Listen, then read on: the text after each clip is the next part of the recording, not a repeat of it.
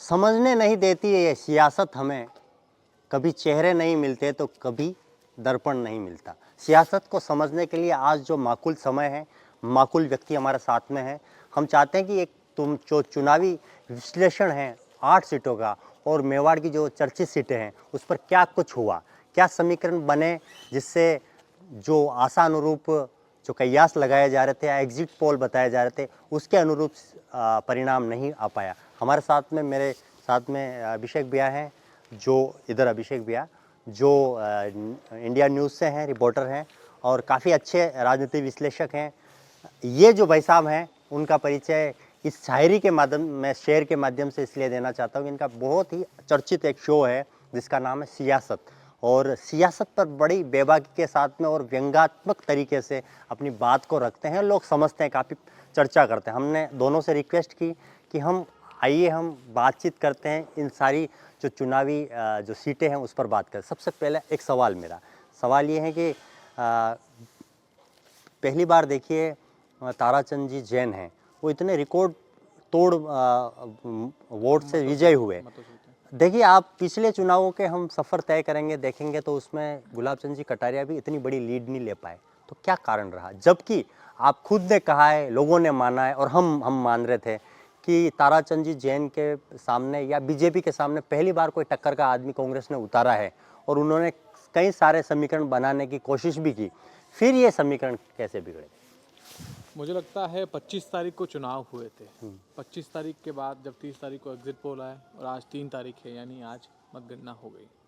मतगणना के बाद उदयपुर की 8 सीटों की स्थिति आपके सामने है। 6 सीटों पर बीजेपी जीती है, 2 सीटों पर कांग्रेस जीती है। आप राजस्थान भर का डेटा देखेंगे तो 114, 115 सीटों पर बीजेपी जीती है। आप अलग अलग सीटों वाइज एनालिसिस करेंगे तो देखेंगे कि किस तरह से किन किन सीटों पर कौन कौन जीता और क्यों जीता है। वैसे ही आप ठीक उदयपुर में आएंगे। उदयपुर में मुझे लगता है 32,000 वोटों से जीतने की उम्मीद तो बीजेपी ने भी कभी नहीं की होगी।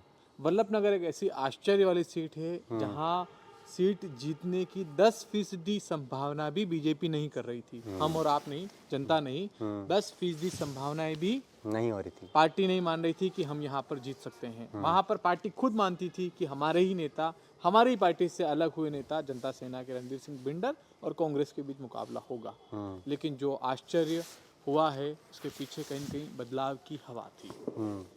चाहे जिन सीटों पर जिसकी भी जीत रही हो, जो भी बीजेपी के बड़े चेहरे जीते हैं, छोटे चेहरे जीते हैं, हैट्रिक लगी है। चाहे आप देखिए 4 चेहरे हैं, उदयपुर ग्रामीण से फूल सिंह मीणा, सलूम्बर से अमृतलाल, चाड़ोल से बाबूलाल खराड़ी और गोगुंदा से प्रताप गमिती। ये चारों लोग तीसरी बार विधायक बने हैं, यानी 2013 के विधानसभा चुनावों में पहली बार इनको गुलाब चंद कटारिया ने टिकट दिया। बाबूलाल खराड़ी के अलावा 3 लोगों की बात कर रहा हूँ। बाबूलाल खराड़ी पहले विधायक रह चुके हैं। उसके बाद ये लोग वापस 2018 में आए और वापस 2023 में इनका टिकट टिपट हुआ और आज ये विधायक बने हैं और अब आने वाले दिनों में ये विधानसभा पहुंचेंगे। जिस तरह से पिछले कई दिनों से बात हो रही थी कि इस बार जिस तरह से कांग्रेस ने गारंटी दी थी, 7 गारंटियाँ दी थी और इस गारंटी के साथ साथ कहीं न कहीं गहलोत बड़े कॉन्फिडेंट दिख रहे थे। लोग कह रहे थे और कॉन्फिडेंट हैं, बीजेपी कह रही थी और कॉन्फिडेंट है और आज परिणाम से लग भी गया। बदलाव की हवा बनी, राजस्थान में हर जगह बदलाव की बात होने लगी और राजस्थान का ट्रेंड रहा है कि हर एक बार ये, एक बार ये, एक बार ये, एक बार ये। अब कहीं न कहीं उम्मीद सब लोग कर रहे थे कि इस बार नहीं होगा, लेकिन फिर भी हुआ है। 32,000 वोटों की जहाँ तक बात है तो मुझे ऐसा लगता है कि 32,000 वोट ला पाना कोई बहुत बड़ी बात इसलिए नहीं करूँगा क्योंकि जो हवा थी वो उम्मीद बीजेपी को भी नहीं थी। बीजेपी इस सीट पर 10,000 से 15,000 की लीड मानकर चल रही थी। गुलाब चंद कटारिया 8-9 महीने पहले राज्यपाल बनाए गए, उसके बाद वो भी होते तो शायद इसी तरह की लीड लेते। ये वोट की जो जीत है वो उनके कमल के नाम की जीत है। मोदी का फैक्टर्स थोड़ा हावी इस पर रह सकता है, कमल की जीत थी और बदलाव की जब हवा थी तो आंधी में कई लोग आए, कई लोग वोट लाए हैं। यकीन मानिए संगठन की बड़ी मेहनत है यहाँ पर। मुझे लगता है ताराचंद जैन के चेहरे को शायद कोई जानता हो या ना जानता हो, मगर कमल का चेहरा यहाँ बहुत फेमस था, है। और कहीं न कहीं उदयपुर में लोगों ने जो बदलाव की चाह रखी थी उसी के बीच वोटकास्ट किया और वो आपको परिणाम के रूप में दिखा। गौरव वल्लभ 6 महीने पहले आए, 6 महीने में आकर उन्होंने अपनी तैयारी करी, सब कुछ किया, मगर हुआ क्या? सनातन के मामले पर, चाहे कन्हैयालाल के मामले पर, चाहे जो भी इश्यूज़ रहे हों मंदिर जाने को लेकर, कांग्रेस ने घेरने की पूरी कोशिश करी मगर वो घेर नहीं पाए और कहीं न कहीं जो तमाम एजेंडे पर बीजेपी जिस ट्रैक पर आगे बढ़ रही थी वहाँ पर वो कामयाब हो गई। न सिर्फ राजस्थान में बल्कि आसपास के राज्यों में भी जहाँ जहाँ चुनाव हुए वहाँ पर बीजेपी एक अच्छे बहुमत के साथ आई है। तो कहीं न कहीं बीजेपी की हवा तो इन राज्यों में थी और उसका असर उदयपुर में भी देखा गया। जी। एक सवाल है अभिषेक भैया, अभी थोड़ी देर पहले हम जब चाय पी रहे थे तो एक अचानक से एक मैसेज हमने वायरल होते हुए देखा और उसकी बड़ी सियासत में बड़ी चर्चा हो रही है। सियासत इधर हो रही है, बात इधर हो रही है। देखिए वो अपने आप में बड़ा ही कंट्रोवर्शियल कह सकते हैं, बड़ा ही तार्किक जो है मैसेज था। लोकेश शर्मा ने एक सोशल मीडिया पर लिखा है, क्या कुछ है उसको उसके बारे में बताएं। जी देखिए, मुख्यमंत्री अशोक गहलोत के ओएसडी हैं लोकेश शर्मा।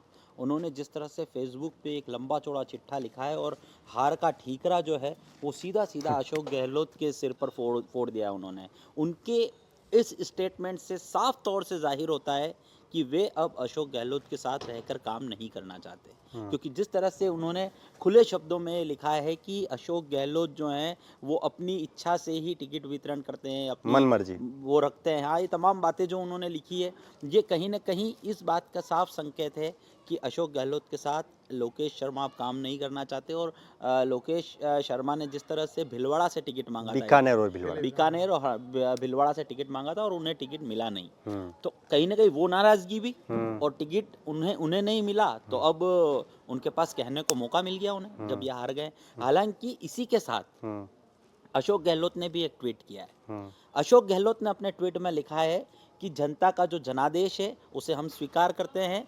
और जिस तरह से अशोक गहलोत ने एक बात साफ शब्दों में लिखी है कि हम काम करके भी जीत फिर नहीं से पाए। नहीं आ पाए। हम्म, ऐसे में अब जो आने वाली सरकार है वो अच्छे से काम करे और जीत गई है इस वजह से काम ना करे, ऐसा ना हो, क्योंकि हम काम करके भी नहीं आ पाए। तो आने वाली जो सरकार है वो काम करे और जनता के हित में काम करे, और आने वाली सरकार को उन्होंने शुभकामनाएं भी दी है। तो ये दो बड़े बातें जो हैं वो आज सोशल मीडिया पे अभी काफ़ी ट्रेंड कर रही है। अशोक गहलोत का ट्वीट भी है और इधर से लोकेश शर्मा जो उनके ओएसडी हैं उनका भी जो फेसबुक पे पूरा लंबा चौड़ा चिट्ठा आया है, ये कहीं ना कहीं चर्चा का विषय बना हुआ है। एक मेरा सवाल सतीश भैया ये है कि वल्लभ नगर, हम बार बार वल्लभ नगर में चौंकाने वाले जो परिणाम सामने आए हैं, मावली में चौंकाने वाले परिणाम सामने नहीं आए। वहाँ पहले से तय था कि कांग्रेस जीतेगी। मैं ये जानना चाहता हूँ कि वहाँ पर जो समीकरण थे या बन रहे थे, अभी एक सोशल मीडिया पर एक वीडियो वायरल आया हुआ था, अभी आपने ही देखा था, हम भी देख रहे थे। रणधीर सिंह बिंडर रूंधे हुए गले से बहुत कुछ कहना चाह रहे थे, लेकिन वो शब्द नहीं निकल पा रहे थे जो वो निकालना चाह रहे थे। अब जनता सेना का क्या अस्तित्व होगा, क्या आगे होगा, उस पर थोड़ा बताएं। देखिए 8 सीटें थी, 8 में से हमने जो बताया वो लगभग 7 सीटों पे सही बैठा। आज सुबह भी जब मतगणना हो रही थी तो बीजेपी कार्यकर्ता वल्लभ नगर से आए हुए थे। तो पहले और सेकंड फेज की जब काउंटिंग शुरू हुई तो बताया गया कि प्रीति शेखावत थोड़ी आगे है। उसके बाद फिर बात हुई तो पता लगा कि साहब बीजेपी आगे निकल गई है। जैसे ही उन्होंने बोला तो बीजेपी वालों को विश्वास नहीं हो रहा था, तमाम पत्रकारों को विश्वास नहीं हो रहा था कि बीजेपी उस इलाके से कैसे आगे। तो ये सिर्फ मेरे लिए नहीं, उन तमाम कार्यकर्ताओं के लिए भी आश्चर्य की बात थी। लेकिन जिस लेवल पर मुझे लगता है 36,000 के आसपास वोट यहाँ जनता सेना के प्रत्याशी दीपेंद्र कुंवर को मिले हैं, 64-65,000 के आसपास कांग्रेस के प्रत्याशी को मिले हैं। एग्जैक्ट डेटा मुझे मुंह पे याद नहीं। और सबसे ज़्यादा वोट जो है दुलाल डांगी को मिले हैं। सेकंड नंबर पर प्रीति शेखावत रही है। अब लोग यही कह रहे हैं कि जनता सेना ने कहा था कि रणधीर सिंह बिंडर का या उनके परिवार का ये अंतिम चुनाव होगा, मुझे एक बार मौका दीजिए, रावले बेचने की नौबत है। कई इमोशनल मैसेजेस चले थे, उसको लेकर भी तमाम गाँवों में चर्चा हो रही थी। तो आमतौर पर ऐसा होता है कि जब भी किसी राजनीति में नेता की बात होती है तो इमोशनल कार्ड कहीं कहीं चलता है, और ये इमोशनल कार्ड चला भी। लेकिन ये रणधीर सिंह बिंडर की बजाय इस बार उदयलाल डांगी के साथ, बेचारा बापड़ा शब्द जो था स्थानीय भाषा में कहें, वो उदयलाल डांगी के साथ लग गया। उन्होंने ये जता दिया, बता दिया और महसूस करा दिया कि 2018 में चुनाव लड़ा, मैंने करोड़ रुपये लगा दिए। 2021 का उपचुनाव लड़ा, करोड़ों रुपये लगा दिए। अब फिर तीसरी बार मैदान में हूँ, अब नहीं तो मैं कभी नहीं। तो कहीं न कहीं इमोशनल कार्ड जो है वो भी वहाँ पर करा। उसके अलावा बदलाव की जो हवा थी वो यहाँ पर हुई है। आप देखिए यहाँ पर पहली बार इस सीट पर हुआ होगा कि गैर राजपूत व्यक्ति इस सीट पर आया हो। यहाँ पर अब तक गुलाब सिंह शेखावत रहे हैं, राव कमलिंदर सिंह रहे हैं, तमाम जो भी राजपूत नेता रहे हैं बड़े बड़े। उसके अलावा फिर रणधीर सिंह बिंडर रहे हैं, गजेंद्र सिंह शेखावत रहे हैं, उनकी पत्नी प्रीति शेखावत रही हैं। इस बार दीपेंद्र कुंवर मैदान में आई थी। तो कहीं न कहीं कांग्रेस को भी अपनों ने डुबोया। कुबेर सिंह, कुंदन सिंह दोनों अलग हो गए, उनके बाद उनके वोटों को कहीं अलग करा। उसके बाद बिखराव की बात सामने आई, मगर प्रीति शक्तावत जो थी बड़ी और कॉन्फिडेंट दिख रही थी, उन्हें लोग बता रहे थे मगर वो मानने को तैयार नहीं थी। उसके बाद अब सबसे बड़ा सवाल यही कि जनता सेना का क्या होने वाला है। जिस नाम पर आपने वोट मांगे कि अंतिम चुनाव है और आपने वोट मांग भी लिए, जो भी लोगों ने वोट देने थे दे दिए। अब इस बात पर चर्चा हो रही है कि उनका राजनीतिक भविष्य क्या होगा। अभी भी हम सोशल मीडिया पर एक वीडियो देख रहे थे तो रणधीर सिंह बिंडर ने कहा कि जिंदगी नहीं हारे हैं, चुनाव हारे हैं। यानी उन्होंने एक बहुत इमोशनल भरा, बड़े मायूस से चेहरे के साथ कहा कि हम लोग चुनाव भले ही हार गए हों मगर ज़िंदगी नहीं हारे, लोगों का, कार्यकर्ताओं का धन्यवाद दिया है। और उन्होंने वीडियो में साफ साफ कहा है कि हम चुनाव नहीं लड़ेंगे। यानी रणधीर सिंह भिंडर और उनके परिवार की चुनाव लड़ने की जो संभावनाएं हैं, उसकी पॉसिबिलिटीज़ है, वो उन्होंने खुद ही ख़त्म कर दी है। अब बड़ा सवाल यही कि जो तमाम हजारों कार्यकर्ता थे जनता सेना के, वो कहाँ जाएंगे भविष्य में? क्या वो उदयलाल डांगी के साथ मन मिलाकर काम कर पाएंगे या फिर जनता सेना से अलग होकर के कांग्रेस में जाएंगे? कहीं तो उन्हें जाना होगा, कहीं तो उन्हें एडजस्ट होना होगा। तो इस तरह के राजनीतिक भविष्य को लेकर भी मुझे लगता है जो कयास लग रहे हैं वो खुद ही उनके वीडियो से खत्म हो जाते हैं। क्या जाएंगे बीजेपी में? अब कार्यकर्ता क्या करेंगे, किसके कार्यकर्ता किसके साथ क्यों कब जाएंगे, ये कह पाना थोड़ा मुश्किल है। पर जैसे जैसे वक्त बीतेगा मुझे लगता है संभावनाएं जनता सेना के अधिकतम लोगों की बीजेपी में जाने की बनती है। और बीजेपी की इस जीत के पीछे संघ को कहीं न कहीं श्रेय जाता है। संघ को पता है कि 2003 के बाद ये सीट हम लोग नहीं जीते हैं, तो 2008, 13, 18, 21 और 23 ये 4-5 चुनाव हारे हैं, तो कहीं न कहीं संघ की प्रतिष्ठा भी दांव पर थी। तो उन्होंने माना कि अगर उदयलाल डांगी यहाँ पर नहीं जीते तो कहीं न कहीं संघ की प्रतिष्ठा भी यहाँ पर खराब हो सकती है। तो संघ ने काफ़ी अच्छी मेहनत करी, तो वल्लभनगर में वो लोग जीतने में कामयाब हुए हैं। ग्रामीण विधानसभा की हम बात करें तो ग्रामीण विधानसभा में बीटीपी भी थी, बाप भी थी, तो क्या उनका समीकरण रहा? किस तरह से बाप पहली बार चुनाव में मैदान में थी, तो कैसी परफॉर्मेंस रही उनकी? और क्या इससे क्या राजनीतिक समीकरण बने, बिगड़े, आगे भी किस तरह से बनने वाले, बिगड़ने वाले? देखिए, ग्रामीण विधानसभा सीट पर हम अपनी बात शुरू करें उससे पहले अभी की अपना ये जो टॉक है ये काफ़ी महत्वपूर्ण है। उदयपुर में अभी परिणाम आए हैं। शहर सीट से ताराचंद जैन जीते हैं और ग्रामीण सीट से फूल सिंह मीणा जीते हैं। यहाँ पर अपनी बात आगे बढ़ाऊँ उससे पहले एक मेरी खुद की पोयम है वो सुनाना चाहता हूँ और आग्रह करना चाहता हूँ जो भी कैंडिडेट जीते हैं। झीलों की नगरी में रहता हूँ, बातें झीलों की मैं करता हूँ, इन्हीं झीलों के लिए रात दिन लड़ता और झगड़ता हूँ, मरती झीलें देख देख कर मन मसोस के रोता हूँ, हो प्रदूषण मुक्ति ये झीलें, यही निवेदन करता हूँ, बस यही निवेदन करता हूँ। इसलिए उन सभी विधायकों से जो उदयपुर शहर के बने हैं, ग्रामीण के बने हैं, उनसे एक ही निवेदन है कि आप आने वाले 5 साल में शहर में कुछ काम करें, चाहे न करें, चाहे कैसी भी परिस्थिति हो। हमारी ये जो झीलें हैं, जो झीलों की नगरी जिससे हमारी पहचान है विश्व पटल पर, जिसकी वजह से हमारे शहर को पहचाना जाता है।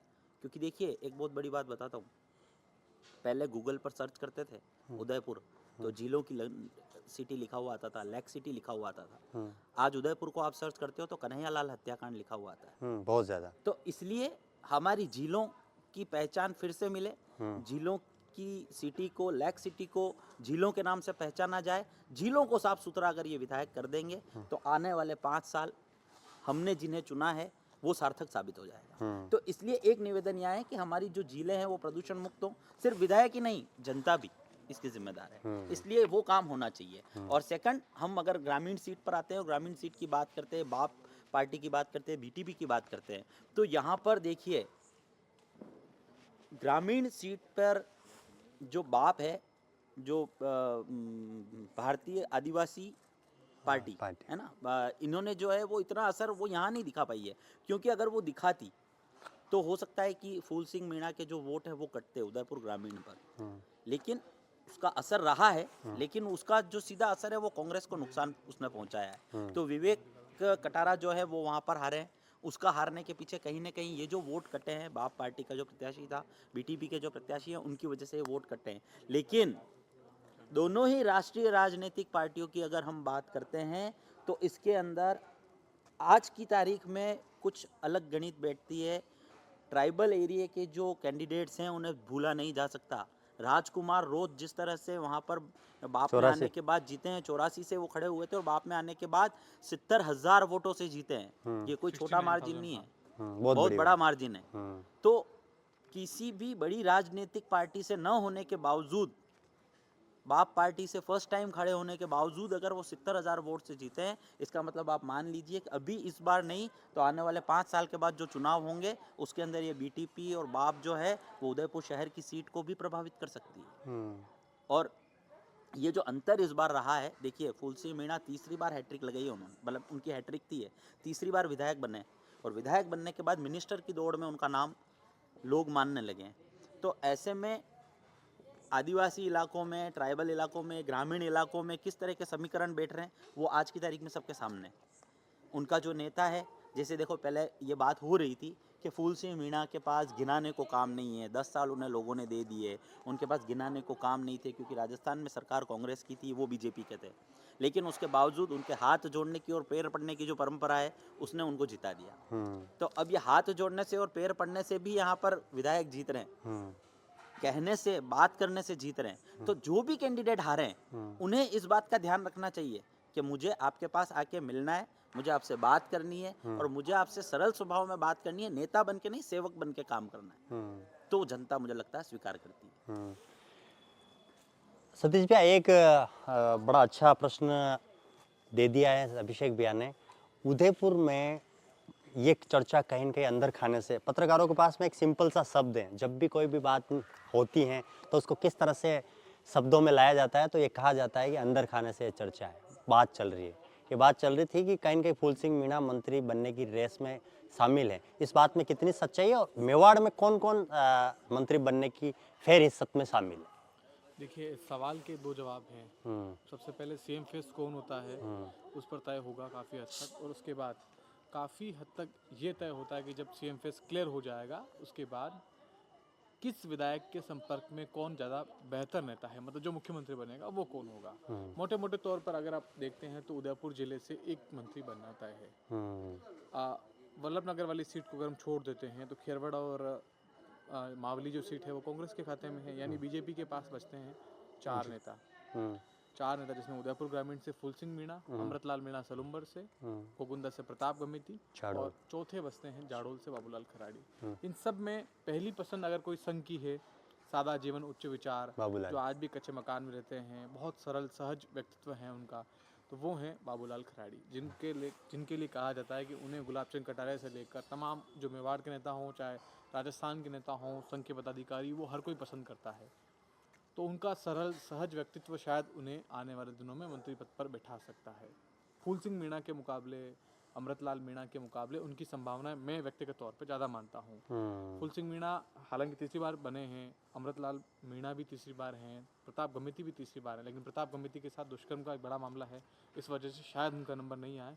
और बोलने और ओवरऑल नॉलेज के मामले में और जो मैसेज पॉलिटिकली कहीं कहीं देना होता है वो शायद वहाँ पर फिट नहीं बैठते हैं। तो बाबूलाल खराड़ी के मंत्री बनने की संभावना हमें प्रारंभिक तौर पर ज़्यादा नज़र आती है। इसकी एक वजह ये भी है कि वो पिछली बार राष्ट्रपति बनने की दौड़ में भी उनका नाम चला था, तो कहीं न कहीं उनका ये नाम यहाँ से हैं, क्योंकि देखिए एसटी वर्ग से हैं। अब डूंगरपुर बांसवाड़ा में बहुत ज़्यादा सीटें बचती नहीं हैं, इसके अलावा सीटें बचती कहाँ हैं, तो जाडोल एक ऐसी सीट है जहाँ पर वनवासी कल्याण परिषद का कहीं कहीं बोलबाला है, वहाँ पर उनकी पकड़ मजबूत है। तो उस बीच जिस लेवल पर उन्होंने तैयारी करी, चुनाव जीता है, एक अच्छे मार्जिन से जीता है और कोई एंटी इनकम्बेंसी नहीं थी, उसके बावजूद एक अच्छे मार्जिन से जीतना पहले भी, तो कई सारी चीज़ें दर्शाता है।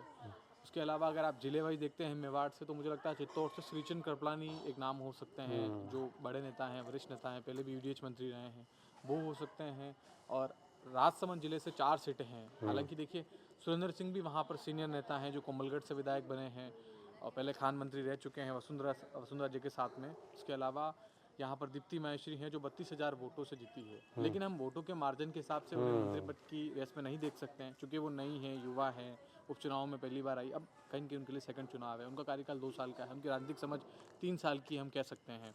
तो उनका नंबर शायद अगर उनका भाग्य में होगा तो हो सकता है, मगर मुझे लगता है विश्वराज सिंह मेवाड़ की संभावना यहाँ पर पूरी बनती है, क्योंकि उनके साथ कहीं कहीं टैग जुड़ा हुआ है, राजपूतों में ठिकाने से वो आते हैं, एक महाराणा की जो पदवी है वो उनके परिवार के साथ चलती है, मेवाड़ के पूर्व राज परिवार के वो सदस्य हैं। उसके अलावा महाराणा प्रताप के वंशज के रूप में उनकी अपनी एक पहचान है।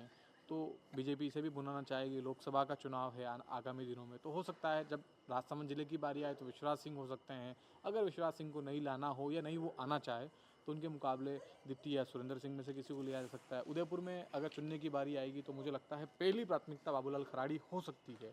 उसके अलावा अगर कई संभावनाएं बनती है तो अमृतलाल मीणा की बन सकती है। हालांकि पत्नी को चुनाव लड़ने के मामले में फर्जी मार्कशीट से उन्होंने चुनाव लड़ाया था, उसमें वो जेल जाकर आए, तो एक बड़ा कहीं की दाग जो है वो उनके माथे है। हालांकि टिकट के वक्त तो हो गया, मगर मुझे लगता है मंत्री बनाने से पहले संघ इस नाम पर नहीं मानेगा। इस तरह की बातें भी हो रही। एक बात काफ़ी चर्चा, लोगों को सुबह से बेसब्री से इंतज़ार है, सीएम का चेहरा कौन होगा, और सबसे ज़्यादा अगर ट्रेंडिंग में कोई नाम है तो वो है बालकनाथ। क्या मुझे लगता है कि इस लोगों की क्यूरियोसिटी बनी हुई है, लगातार हिंदुत्ववादी जो संगठन है, युवा हैं, वो चाहते हैं कि बालकनाथ को सीएम बनाया जाए, लेकिन क्या इस पर बीजेपी दांव खेलेगी या नहीं खेलेगी? जी देखिए, ये एक बहुत बड़े लेवल का प्रश्न है। इसके लिए जवाब देने के लिए मैं बहुत छोटा आदमी हूँ, लेकिन फिर भी आपने राय पूछी है तो मैं बताता हूँ कि यूपी की तर्ज पे राजस्थान में भी, जैसे यूपी में योगी आदित्यनाथ हैं, उसी तरह से राजस्थान में बाबा बालकनाथ को अगर सीएम का फेस बना दें, इसकी संभावनाएं मुझे कम लगती है। उसका कारण ये कि हिंदू मुस्लिम का जो फैक्टर है वो यूपी में ज़्यादा हावी है, राजस्थान में इतना हावी नहीं है। तो यहाँ पर उन्हें सीएम बना दिया जाए, इसकी संभावना मुझे, ये हिंदुत्व का कार्ड खेलने वाली बात राजस्थान के अंदर सीएम फेस को लेकर, ये मैं थोड़ा असहमत हूँ, मुझे थोड़ी इसकी संभावना कम लगती है। लेकिन अगर मैं संभावनाओं की बात करूँ तो जिस तरह से वसुंधरा राजे थी, उनको रिप्लेस कर सकती है विद्याधर नगर से जो सबसे ज़्यादा लीड से जीती है लेडी महिला फेस दिया कुमारी जी, 71,000 वोटों से जीती भी है, और ये भी एक बहुत बड़ा मार्जिन था। तो हो सकता है कि उनकी जगह पर इनको रिप्लेस कर दें, ये सीएम फेस हो सकते हैं, मेरे को जहाँ तक अभी तक अनुमान लगता है। बाकी बाबा बालकनाथ के लिए मुझे नहीं लगता कि उन्हें सीएम के तौर पर सामने लाएंगी पार्टी। इसमें एक दो इंटरेस्टिंग फैक्टर्स हैं। अभिषेक जी की बात बिल्कुल सही है। बाबा बालकनाथ की जो स्थिति है वो यूपी के गोरखपुर के मुकाबले बहुत अलग है। वो मेवात का इलाका है, वहाँ कई सारे फैक्टर्स हैं। उस फैक्टर्स में भौगोलिक तरीके से अगर हम देखेंगे तो राजस्थान में वो पैरामीटर्स फिट नहीं बैठते हैं। फिर भी मोदी और जो शाह चाहेंगे वही होगा, संघ की पसंद से होगा। हो सकता है अगर चाहें तो संघ की पसंद से कोई नया नाम भी सामने ला सकते हैं। ऐसा मेरा अनुमान है कि वो संघ की पसंद से कोई नाम लाएंगे। मोटे मोटे तौर पर 3 केंद्रीय मंत्री हैं जिनका नाम यहाँ पर चल रहा है। दलित चेहरे के रूप में अर्जुन राम मेघवाल। इस फर्स्ट इन्होंने अभिषेक भैया ने बोला कि वसुंधरा राजे और दिया कुमारी, इससे यहाँ से शुरुआत कीजिए आप, इसमें कितनी सच्चाई है ये, इसका गणित समझाइए। मुझे लगता है वसुंधरा राजे राजस्थान की 2 बार मुख्यमंत्री रही है, 2003 से लेकर 2008 तक, 2013 से लेकर 2018 तक 2 बार मुख्यमंत्री रही हैं, और उनके लिए कई सारी धारणाएं बनी। तो एक महारानी है, दूसरी राजकुमारी है। दिया कुमारी जयपुर की राजकुमारी हैं और उन्हें राजकुमारी के नाम से जाना जाता है। तो मुझे लगता है जिस लेवल पर पार्टी में चर्चा होती रही है, उस बीच में महारानी को हटाकर, जिस कारण से महारानी को हटाया जाए वहीं पर लाकर राजकुमारी को बिठाया जाए, इसकी संभावनाएं भी कम बनती हैं। देखिए, राजनीति संभावनाओं का खेल है, कुछ भी हो सकता है, कभी भी हो सकता है, किसी के साथ भी हो सकता है कभी कोई विधायक बन सकता है, कभी कोई कुछ बन सकता है। उदयपुर में भी किसका टिकट हो रहा था, किसको मिला, आप जानते हैं। किसके कहने पर हुआ, आप जानते हैं। राजस्थान में क्या होना था, क्या हो रहा है, किसके कहने पर हुआ, वो भी आप जानते हैं। तो राजनीति बड़ी अनिश्चितताओं का खेल है, कुछ भी हो सकता है। मगर मुझे व्यक्तिगत तौर पर ऐसा लगता है, यकीन मानिए बहुत बड़ा फेस है। दिया कुमारी सांसद रही हैं, पहले भी सवाई माधोपुर से विधायक रही हैं, अब फिर विधायक बनकर विद्याधर नगर से 71,000 वोटों से जीतकर एक बड़े मार्जिन से राजस्थान के टॉप मोस्ट लोगों में हैं वो, जो अच्छे मार्जिन से जीतकर राजस्थान की विधानसभा पहुंच रही हैं। पर महारानी से हटाकर, महारानी को नहीं चुनकर राजकुमारी को बिठाया जाए, इसकी संभावनाएं मुझे कम लगती है। ऐसे में ऑप्शंस 3-4 बनते हैं। यहाँ पर दलित चेहरे के तौर पर अर्जुन राम मेघवाल को प्रमोट किया जा सकता है। एक बड़े अधिकारी हुआ करते थे, राजस्थान के जोधपुर के रहने वाले हैं, अभी फिलहाल केंद्रीय मंत्री हैं अश्विनी वैष्णव, उनके नाम को लेकर भी कई बार चर्चाओं का बाजार गर्म रहता है। गजेंद्र सिंह शेखावत को लेकर भी चर्चा होती है कि पहले भी जब राजस्थान में सत्ता परिवर्तन की बात हुई थी, मिशन लोटस चल रहा था, तो गजेंद्र सिंह शेखावत को मुख्यमंत्री बनाया जाना था। सचिन पायलट जब बगावत करके जयपुर से मानेसर चले गए थे, तब भी इस बात की चर्चा हो रही थी कि कुछ विधायकों के साथ बीजेपी सरकार बनाने वाली, तब भी गजेंद्र सिंह का नाम आया था। उसके अलावा ओम माथुर और ओम बिड़ला, ये 2 नाम भी गाय बगाए कहीं उठ रहे हैं। अब फैसला तो मुझे लगता है बीजेपी का शीर्ष नेतृत्व करेगा, किसको बनाना है, कौन किसकी पसंद है, क्या पैरामीटर्स हैं। पर कहीं न कहीं सियासी मैसेज देना होगा, और जब 4 महीने बाद राजस्थान में चुनाव है तो उससे पहले सोच समझ कर निर्णय लिया जाएगा। 2 चेहरे थे, राजेंद्र राठौड़ और सतीश पूनिया, ये चेहरे भी अगर मुझे लगता है अगर आज हारे नहीं होते, ये आज हारे नहीं होते, वो दोनों चुनाव हार गए हैं। आज मतगणना हुई है, दोनों चुनाव हारे हैं और बड़ी मायूसी हाथ लगी है। राजेंद्र राठौड़ के लिए कहा जा रहा है कि उन्होंने गलत सीट का चयन किया, गलत सीट से उन्हें लड़ाया गया, इस वजह से वो हारे। सतीश पूनिया भी जिस भी कारणों से हारे हो मगर उनकी हार हुई है। तो दो नाम ये भी होते हैं, मगर अब जो नाम है वो यही है कि ओम बिरला बनेंगे, ओम माथुर बनेंगे, अश्विनी वैष्णव बनेंगे, अर्जुना मेघवाल बनेंगे या गजेंद्र शेखावत बनेंगे, या फिर वापस वही कि भाई 113-14 जो विधायक आज जीते हैं उन्हीं में से 55 विधायकों की नेता वसुंधरा राजे को फिर लाया जाए। क्या वसुंधरा पहले की तरह प्रेशर बनाए हैं, कुछ अडामेंट करे। हालांकि इस बार जिस लेवल पर संख्या आई है और वसुंधरा को जिस तरह से दिखाने की कोशिश बीजेपी ने करी है, उसमें उनकी संभावनाएं दिन कम हो रही है। मगर कहा यह जा रहा है कि तमाम जो निर्दलीय लोग हैं उनके साथ अपने 50 से 55 लोगों को लेकर 115 लोगों में से 50 लोग सीधे वसुंधरा राजे के संपर्क में हैं। आप मेवाड़ की बात कर लीजिए, उदयपुर जिले की बात कर लीजिए, तो इन 28 सीटों पर जहाँ टिकट बटे हैं, जिनके कहने पर बटे हैं, जिन लोगों ने टिकट दिलाए हैं, उनमें भी उनका रोल है। तो उनका रोल तो है और उनका कहीं न कहीं सीएम फेस में भी नाम आगे और बढ़ सकता है, क्योंकि विधायक उनके हैं। तो हो सकता है 50-55 विधायकों के दम पर उनके नाम पर प्रेशर पॉलिटिक्स हो सकती है आगामी दिनों में। 6 तारीख को मुझे लगता है सरकार बनने वाली होगी, तो 2-1 दिनों में ये क्लियर हो जाएगा। गजेंद्र शेखावत को भी आज दिल्ली बुलाया गया है, वहाँ पर चर्चा होगी। बहुत जल्द इस पर पर्दा खुल जाना चाहिए। अब हम चूँकि सीएम की बात कर रहे थे, सब कुछ कर रहे थे, मगर इसमें फैक्टर्स 2 जानने जरूरी होगी। उदयपुर जिले में आज की तारीख में एक भी राजपूत नहीं है विधायक, एक भी ब्राह्मण नहीं है। मावली से एकमात्र चेहरे थे केजी पालीवाल, उन्हें मुँह की खानी पड़ी, वो हार गए 1500 वोटों से। अब वो हारे क्यों? कुलदीप सिंह 32,000 वोट वहाँ पर ले जाने में कामयाब हुए। लोग कह रहे हैं उन्हें किसने खड़ा किया, क्यों किया, उसके पीछे क्या कारण थे, उन्हें मनाया क्यों नहीं गया, मनाया तो क्यों नहीं माने, क्या उनकी खड़े रहने के पीछे कुछ प्लान था, सब कुछ प्री प्लान था, किसी को जिताना उनका मकसद था या किसी को हराना उनका मकसद था। बातें बहुत सारी हैं, चल रही है, लोग समझने वाले समझ रहे हैं। तो इस तरह की बातें भी हैं कि बीजेपी को तो अपनों ने ही हराया, गैरों में कहाँ दम था। और कांग्रेस में भी यही स्थिति है, जहाँ वल्लभनगर में भी थी तो कुंदन सिंह और कुबेर सिंह 2 ऐसे चेहरे थे जिन्होंने जिताने में भले ही योगदान पहले दिया होगा, मगर इस बार हराने में पूरा योगदान दिया है। वो दीपेंद्र कौर के साथ गए, हालांकि जिन भी कारणों से दीपेंद्र कौर हारी हो, मगर कहीं न कहीं चर्चा आज इनकी हो रही है। तो गैरों ने हराया हो नहीं हराया हो, मगर अपनों ने हराने में तो अहम भूमिका निभाई है। तो ये थे वो तमाम जो कह सकता हूँ मेरे से अच्छे राजनीतिक विश्लेषक, जिन्होंने बहुत ही गंभीर तरीके से और तार्किक ढंग से आपको समझाया। देखिए, हम ये शो बिल्कुल लगातार करते रहेंगे। हम प्रतिदिन कोशिश करेंगे कि आपके सामने आए और इस तरह की बातचीत करें। बताएं वीडियो कैसा लगा। देखिए, इसमें एक चीज़ और बताना चाहता हूँ। सतीश जी, आप भी आइए ना फ्रेम में एक बार। फ्रेम में आइए। हाँ, बोलिए। आपने जिस तरह से अभी बोला था कि राजनीति संभावनाओं का खेल है, कुछ भी हो सकता है, कभी भी हो सकता है। एक ज्योतिष ने इनको भी बोला है नेताजी बन रहे हैं। हाँ, ये बड़ी बात बोली। ये संभावना बनती है कि आप बताएं, आप सवाल हमसे पूछ रहे हैं, आप बताइए। मैं इसलिए बोल रहा हूँ ये बात, इस बात में दम है। जिस तरह से उदयपुर जिले के 8 विधायक बने, एक भी पंडित नहीं बना है।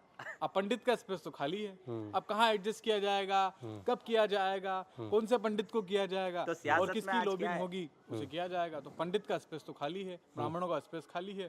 अब आप लगाइए अपनी लोबिंग। और देखिए, हमारे पास न तो सियासत है, न उसका अनुभव है और न इतने रुपए हैं कि हम चुनाव लड़ पाएं। हम तो लल्लन टॉप हैं, आपके लिए वीडियो बनाते रहेंगे, दिखाते रहेंगे। शुक्रिया, धन्यवाद।